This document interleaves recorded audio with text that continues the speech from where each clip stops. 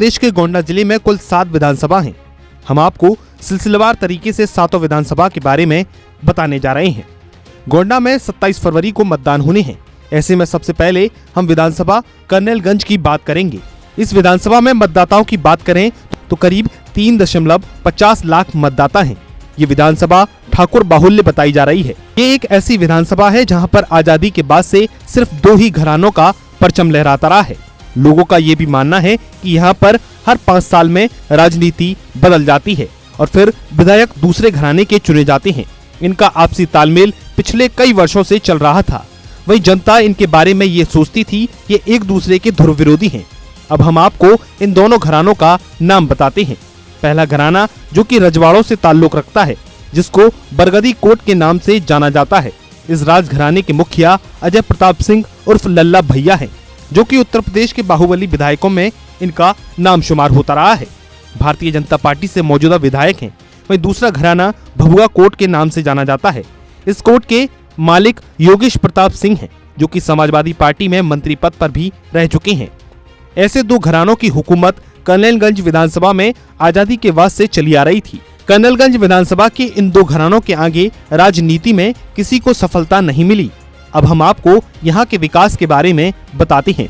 गोंडा जिला का सबसे पिछड़ा क्षेत्र कर्नलगंज विधानसभा बताया जा रहा है। यहाँ पर आज भी मूलभूत सुविधाओं के लिए लोग तरसते हैं। सड़कें पूरी तरह गड्ढों में तब्दील हैं। पीने का स्वच्छ पानी नहीं है। करीब लाखों लोग झोपड़ियों में गुजारा करते हैं। यहाँ की जनता विकास के नाम पर हर 5 साल में ठगी जाती थी, कभी इस घराने के हाथों तो कभी उस घराने के हाथों। आजादी के बाद से यही चलता आ रहा है। कहने को तो ये एक दूसरे के लिए 36 के आंकड़े बताए जाते हैं, लेकिन सिर्फ जनता के दिखावे के लिए ये आंकड़े चुनाव में होते थे। असलियत में ये दोनों घराने एक ही थे। चुनाव में जनता के समक्ष जाते हैं और एक दूसरे पर जमकर कीचड़ उछालते हैं और उसके बाद जनता के वोटों को कैश कर लेते हैं और फिर जनता इसी 2 घरानों के हाथों ठग ली जाती है। लेकिन इस बार इन 2 घरानों की असलियत जनता के सामने आ गई है। बीजेपी ने मौजूदा विधायक अजय प्रताप और लल्ला भैया का टिकट काट दिया है और परस्पर ब्लॉक प्रमुख के प्रतिनिधि अजय सिंह को बीजेपी ने अपना समर्थन दिया है। क्या था, दोनों घरानों में खलबली मच गई कि दोनों घराने सोच में पड़ गए कि कर्नलगंज विधानसभा की सीट दोनों घरानों के हाथों से फिसलती दिखने लगी और फिर तत्काल दोनों घरानों ने एक होने का फैसला कर लिया।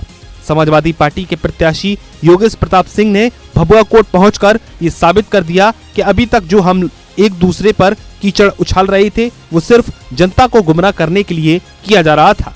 वहीं आपको बताते चलें कि इन घरानों के एक होने से कर्नलगंज विधानसभा में एक भूचाल सा आ गया है। कर्नलगंज की जनता ने कभी नहीं सोचा था कि ये 2 घराने अपने स्वार्थ के लिए एक हो जाएंगे। फिलहाल चुनावी लड़ाई कर्नलगंज विधानसभा में रोमांचकारी होती जा रही है, जहां एक तरफ 2 राजनीतिक सूरमा एक साथ मिलकर आ रहे हैं, तो वहीं एक युवा नौजवान जिसने अभी राजनीति में अपना कदम रखा है और पूरी तरह इन 2 राजनीतिक बाहुबलियों को कड़ी चुनौती देता दिख रहा है। फिलहाल राजनीतिक गलियारों में बीजेपी के राशन वितरण की चर्चा जोरों पर है। क्या राशन वितरण ही बीजेपी का कवच बनेगा? 2022 में ये तो आने वाला समय बताएगा। फिलहाल दोनों घरानों की साख दांव पर लगी है। अब देखना ये है आजादी के बाद जो अब तक नहीं हुआ है, क्या अजय सिंह वो करके दिखाएंगे?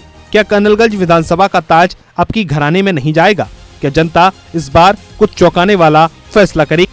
न्यूज़ 11 से बात करते हुए कर्नलगंज विधानसभा के मतदाता ने क्या कहा, ये भी आपको दिखाते हैं और सुनाते भी। क्या नाम है दादा आपका? हिंदेश्वरी।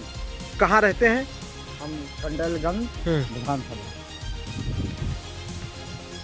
किसको देंगे चुनाव में वोट?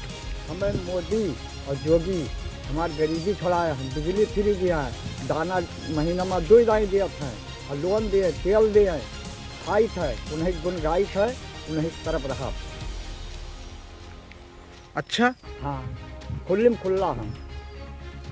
काहे खुल्लम खुल्ला है? हमारी गरीबी छुड़ाए हैं, उधर घर हमें जाए नहीं, लेकिन कर्जा का है, उस कर्जा का ही तब बुढ़ाते वक्त पर मंजूरी मेहनत हमारा लगता ही नहीं है, क्योंकि तो प्रधान साथ रही तब पाई और हमें कोई पुछार नहीं है। अखिलेश यादव तो कल अपने घोषणा पत्र में कहे हैं कि हम किसानों को और गरीबों को बहुत सारी व्यवस्थाएं बहुत दी तो अभी तक कुछ वहाँ ही नहीं है, कुछ नहीं दी हमें। जहका दीन हुए तहका दीन हुए, हमें सबका कुछ नहीं दी, जब से हुआ संहारा आज तक। और ये उम्र पर हम 60 साल का। तो किसने दिया? हमें मोदी दी, मतलब जोगी हर एक माने। उत्तर प्रदेश में मुख्यमंत्री क्या देखा चाहते हो? हम जोगी मोदी। क्या नाम है आपका भाई साहब? हमारा नाम साहब प्रसाद उर्फ बड़को यादव। 2022 का चुनाव करीब है आप? हमारे यहाँ से तो कर्नलगंज विधानसभा से माननीय श्री अजय सिंह जी लड़ रहे हैं भाजपा से। मैं वोट उनको करूँगा। नहीं, यादव तो कहा जा रहा है कि वो तो अखिलेश यादव का पेट ऊँट है। देखो, कोई हमारा यादव वो रिश्तेदार नहीं है अखिलेश जी। हमको विकास से मतलब है, ना कि यादव जात। हम जातियों से मतलब नहीं रखते हैं। हमको विकास यही लग रहा है कि हमारे ये जो अजय सिंह जी हैं ये अच्छा विकास करेंगे। इनका चेहरा भी ऐसा दिख रहा है। आज तक तो बहुत सारे विधायक हैं, लेकिन हमारे यहाँ कोई विकास नहीं हुआ है। इसलिए मैं विकास के नाम पे हम अजय सिंह को देंगे। और माननीय जो योगी और मोदी जी हैं वो भी विकास की ओर अच्छा चल रहे हैं। हम आपसे एक सवाल करेंगे। आपने कहा कि विकास, आपके यहाँ विधानसभा में विकास पुरुष कहे जाते हैं योगेश प्रताप, तो क्या उन्होंने विकास नहीं किया? नहीं किया। हाँ। हम ये नहीं कह रहे हैं कि विकास उन्होंने नहीं किया। हाँ। लेकिन हमारे हिसाब से विकास वो नहीं किया। हाँ। हम जो चाह रहे हैं वो अपने ब्लॉक में विकास उन्होंने किया। वो अपने जात वो जो उनके साथ में उनको उनका विकास करते हैं। वो तो पार्टी बेस पे चल रहे हैं। बड़ा आरोप लगा रहे हैं आप उन पर? आरोप लगा रहे हैं। अब हमको जो यही दिख रहा है, उनके जो जनता है वो पार्टी के लिए चिल्ला रहे हैं कि हम जात में जा रहे हैं, हम यादव हैं। यादव हैं तो हमको तो विकास से मतलब है। तो क्या मानते हैं, क्या विकास नहीं हुआ आपके क्षेत्र में? अब हमारे यहाँ देख लीजिए, जो कुछ विकास हुआ है वो दिखाई दे रहा है। हमारा ब्लॉक देख लीजिए, हमारे गांव को जो देख लीजिए। हमारे यहाँ सड़कें वैसे पड़ी हुई हैं। जो वो विकास करते थे तो आज तक सड़क क्यों नहीं बनी? उनका तो दावा है कि सबसे ज़्यादा हमने सड़क बनवाई है परसपुर ब्लॉक में, और सबसे ज़्यादा पुल भी बनवाया है।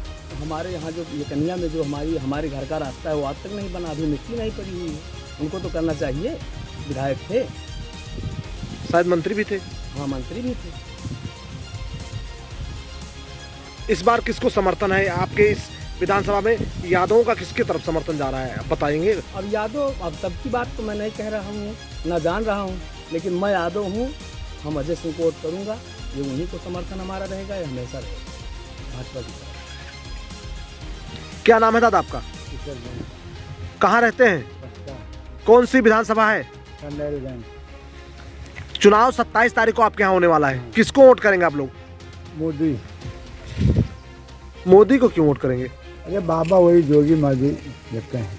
नहीं तो काहे उन्हीं को देंगे? और अरे अब ये हमारा लिखा हो जाता है, हम वही देख। नहीं तो आप लोगों का तो वहाँ तो नहीं लिखा जाता, आप लोगों को तो मायावती में लिखा जा रहा है। तो मायावती लड़ते नहीं तो कहाँ लिखा जाए? नहीं, काहे नहीं, उन्होंने प्रत्याशी उतारा है। अब उतारा वो जीते खाइए नहीं तो कहाँ जाएगा? हाँ। लड़ाई और जीत जाए तो ठीक है। हाँ। और लड़के घूरम बहाए क्या करे? हाँ। कहाँ बहावे, कहाँ कुछ कल्याण। तो मायावती को वोट देना घूरे में बहाना है क्या? मनैवे कुल देवे न के लिए उनका। हाँ। हाँ। संतोष तिवारी लगे रहा। हाँ। तो वह छत्तीसगढ़ के बीरा कुचिन बलकन का दे दी था। हाँ। बाब हम लोग कहीं हम आ रहा है। हाँ। और हर जन देवे के लिए। हाँ। तो कहाँ जीते? अच्छा, एक चीज बताइए, जैसे आपकी विधानसभा में 2 घराने एक हो गए हैं, जो पिछले कई सालों से बहुत दुर्विरोधी। चार हुई है। चार जैसे? चार हो गया। दुर्विजय सिंह है वो वहीं पहुँच गया है। संतोष तिवारी वहीं पहुँच गया है। लल्ला वहीं पहुँच गया है। अच्छा। पहुँचे सभी हैं। अच्छा, तो किस वजह से सब लोग गए हैं? हाँ? किस वजह से गए हैं लोग?